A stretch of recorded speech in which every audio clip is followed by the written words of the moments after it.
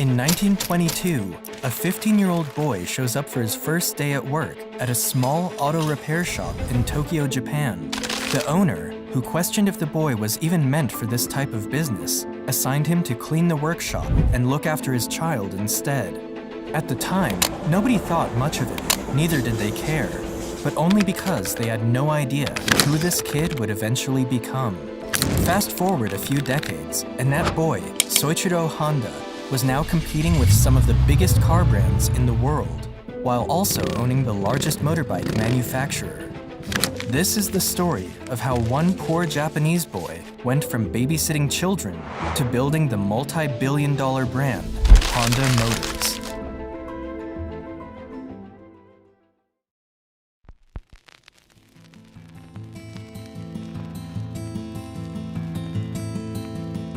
The story begins in 1906 in a small poverty-ridden village called Tenryu, Shizuoka, at the foot of Mount Fuji. It was there that Gihei Honda and his wife welcomed their first son, Soichiro Honda. Soichiro's father was a local blacksmith from the village who also fixed bicycles on the side, while his mother was an accomplished weaver. Raised in difficult economic situations, Soichiro lost 5 of his siblings growing up due to health issues. When Soichiro was 8 years old, he was going about his normal routine in the neighborhood when he heard a strange rumble that grabbed his attention. He followed the sound until he came across a big piece of strange machinery rolling along on 4 wheels. This machine was a Ford Model T, and Soichiro was left captivated by what he had just witnessed. It was the first car I saw. What a thrill! I could not understand how it could move under its own power. And when it had driven past me, without even thinking why, I found myself chasing it down the road as hard as I could run. This experience left a mark in his life that would forever change the way he would engage with machines. He learned how to wet the blades of the farm machinery and repair bicycles. He was fascinated by all kinds of engines and motors. But Soichiro hated the idea of going to school, and instead of pursuing a proper education, he spent the majority of his childhood helping his father with his bicycle repair business. His lack of interest in school affected his grades so terribly that he used some rubber that he found to forge his family's stamp on his grade reports. That way, his father wouldn't need to sign the paper and see his grades. Eventually, he got caught, and his father punished him by making him kneel on his knees for an entire day without lunch. In 1922, Soichiro came across a magazine ad for a Tokyo-based automobile servicing company called Art Shokai.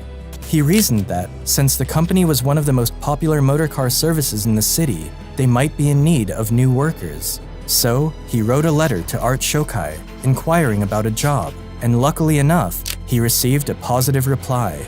So, at the age of 15, Soichiro dropped out of school, left home, and headed for Tokyo in pursuit of his dreams.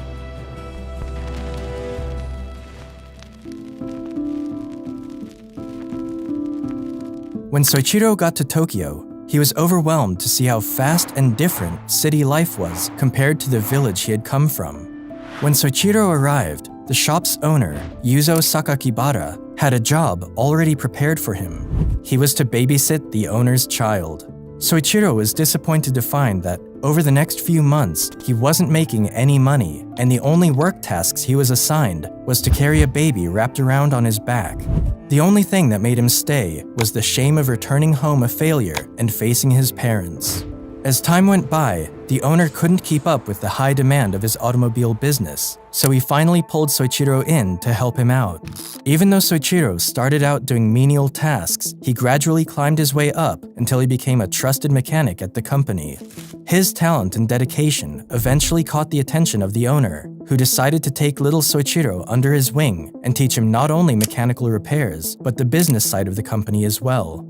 Although Sakakibara's repair work included both automobiles and bicycles, cars were not as popular then as they are today.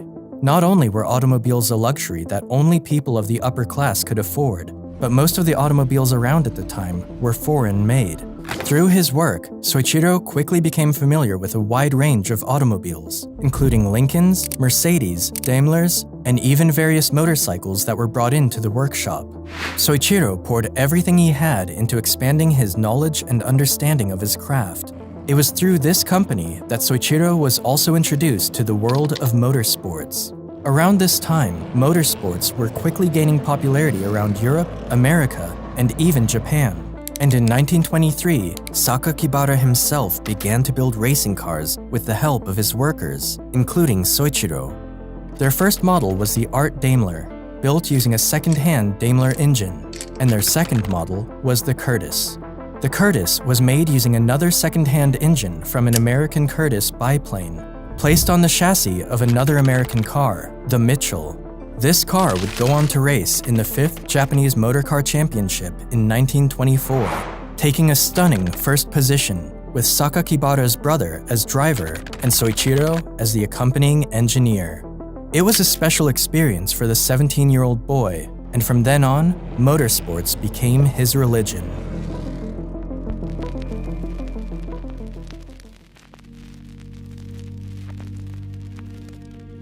In 1926, Soichiro was drafted for military service, but didn't pass the medical exams as they revealed that he was colorblind. Thus, he was excused from the army and was able to keep working at Art Shokai. By 1928, Yuzo Sakakibara wanted to expand his business and decided to open a branch of Art Shokai in Hamamatsu. He believed there was no better man to leave in charge than his young apprentice, and at the age of 21, Soichiro was called upon to run the new branch. However, Soichiro's repair shop struggled during the first year, largely because people didn't want to entrust their cars with someone so new and so young. So, Soichiro had to live off the scraps that other repair shops cast aside. Still, the young man used all the knowledge and skill he had acquired over the years, and in time, he successfully managed to grow his business. By the 1930s, his new shop had grown from a one-man operation to a staff of 30 people. The branch grew at an incredible pace during the next few years, and with so much work to be done, Soichiro had to bring his wife in to help run the company. Even though Soichiro was known as a brilliant mechanic, he was also a prodigious racing driver, and this was another skill that helped him stand out from his peers. Inside his shop, Soichiro had built the Hamamatsu race car, in which he managed to set a new speed record by driving it up to 120 kilometers per hour, a record that stood for 20 years in Japan. However, racing at the time was far more dangerous than it is today, and in June 1936, Honda was involved in a serious crash while racing the Hamamatsu in the suburbs of Tokyo and almost died. Soichiro's left arm was fractured, his shoulder was dislocated, and his face was damaged. Despite spending a couple of months at the hospital nursing his injuries, Soichiro returned to the racetrack only 4 months later. His family, however, was unhappy with his return to racing, and after several arguments with his wife and father, Soichiro never raced again. By 1936, Honda became tired and weary of his repair work. He wanted to do more and was planning to move on to manufacturing car parts. He proposed turning the Art Shokai Hamamatsu branch into a separate company for this purpose, but the shareholders of the company disagreed with him. The investors saw that the current orders and workload from the repair shop were bringing in enough profit, and they didn't want to take a gamble on a venture they believed was unnecessary. So, Soichiro decided to open his own company to manufacture piston rings, and founded the Tokai Seiki Heavy Industry, and made one of his close friends, Shichiro Kato, the president of his company.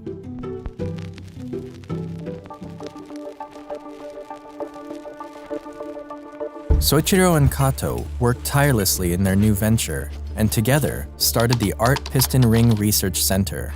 Soichiro, in particular, was still working at his Hamamatsu branch, spending his days at the repair workshop and his nights developing pistons.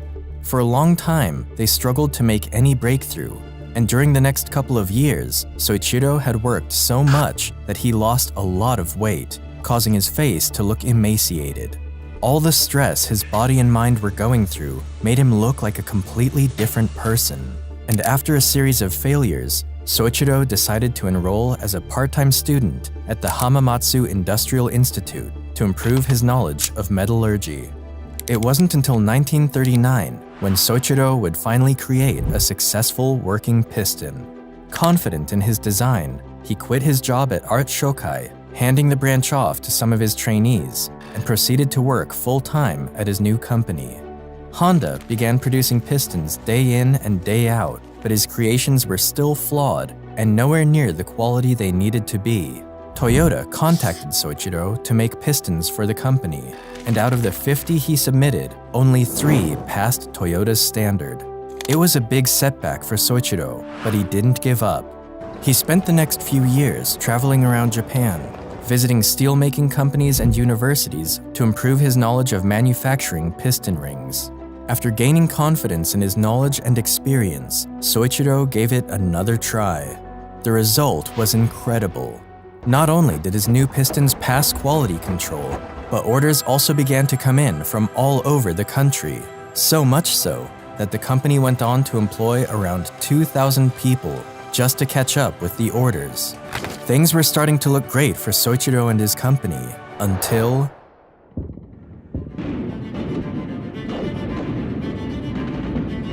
Japan joined the Pacific War in 1941, and Soichiro's company was placed under the direct command and control of the Ministry of Munitions. The following year, Toyota took over 45% of the company's equity, and Soichiro was downgraded from president to the position of senior managing director. Things went from bad to worse as many male employees began to resign as they were drafted for military service, and his company began to struggle. Soichiro did everything he could to keep his company afloat, but he wasn't ready for what was yet to come. In 1944, air raid sirens began to intensify in Japan, and it became very obvious that the country was headed towards defeat. Hamamatsu was in great danger, and Soichiro's company was struck by a direct bomb blast, destroying the factory. The company would go on to suffer a second misfortune in January 1945, when the Nankai earthquake shook the region and the Iwanta plant collapsed. Japan eventually surrendered in August 1945, but by then, Soichiro had nearly lost everything. After the war, Soichiro decided to sell what was left of his company to Toyota for a sum of 450,000 yen, and publicly told everyone that he was going to take some time off to figure out what the future would hold, as Japan was left in ruins.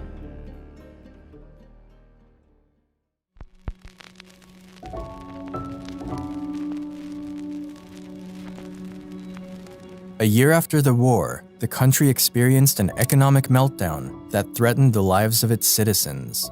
There was a shortage of food, clothing, and shelter, and resources were rationed. As a result, Soichiro couldn't even find enough gas to drive his car to the market and buy food for his family. One day, Soichiro came across a generator engine that belonged to the Japanese Imperial Army, which was used during the war to power up a wireless radio. He was fascinated with the engine, and after figuring out how it worked, a bright idea came to him. What would happen if he attached this engine to a bicycle? By no means was this a new invention. The practice of clipping a motor onto a bike was common in Europe, and a few of these had even made their way to Japan. But Soichiro knew the country was in desperate need of cheap transportation. And so, in 1946, Soichiro used his old warehouse to establish the Honda Technical Research Institute for the sole purpose of figuring out a way to make motorbikes. There, he and a staff of 12 men followed through with his idea and successfully managed to put together a motorbike using some engines he found along with other spare parts. These new bicycles instantly became a hit, and orders began to come in from different parts of the country. Soon enough, Soichiro was running out of used engines, so he decided to design and develop one of his own. In 1947, he finished the Type A engine, and for the very first time, the Honda name was emblazoned on a machine.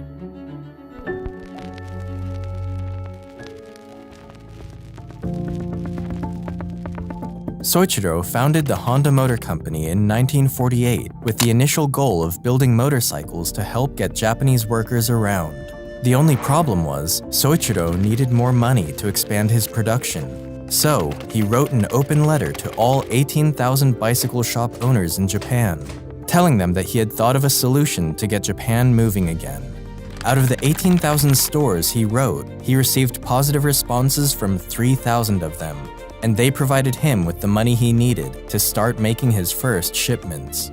A year later, the company produced its very first complete motorcycle, the Model D.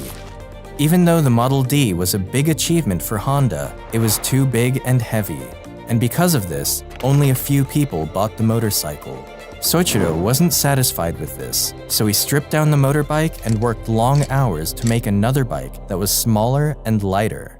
After 3 years of trial and error, he succeeded in building another motorcycle and named it the Super Cub. The Super Cub was an instant hit and became so successful that it won the Emperor's Prize. Honda also joined efforts with investor Takeo Fujisawa, who provided the capital he needed as well as financial and marketing strategies. This partnership became the foundation upon which the Honda Motor Company was built on. The Super Cub reached the United States in 1958 with a sticker price of just $295, which was a quarter of the price of what other American motorcycles cost. And thanks to the company's marketing and engineering skills, it soon outsold both Triumph and Harley-Davidson in their respective home markets. But by then, Soichiro had also expanded his motorcycle brand into the racing world. Racing at the time was more than a sport. It was the biggest platform for these manufacturing companies to showcase their cars and motorbikes to the rest of the world. So he traveled all over the world to see the races, studying and examining all the motorcycles of his competitors. In fact, throughout his career on the track, whenever a benchmark was set by one of his competitors, Honda would take this information home and strive to surpass it. It was this attitude that took Honda motorcycles from an awful and disappointing finish at their first international race in 1954 to the manufacturer's team prize at the 1959 Isle of Man TT, the biggest motorcycle race in the world. 2 years later, Honda would win again at the Isle of Man TT, and his success on the racetrack put the Honda name on the map. By the 1960s, Honda had become the biggest motorcycle company in the world. After the release of the Honda Dream in 1949, they had produced a total of 10 million motorcycles by 1968. However, becoming the biggest motorcycle company wasn't enough for Soichiro. There was another big dream he'd been chasing since he was 8 years old, and it was none other than entering the car-making industry.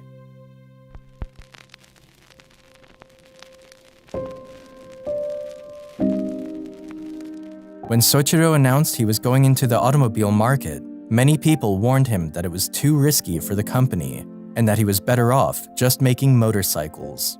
Around this time, Japan had Nissan, Toyota, and a few other companies who were competing in the tough world of the automobile market.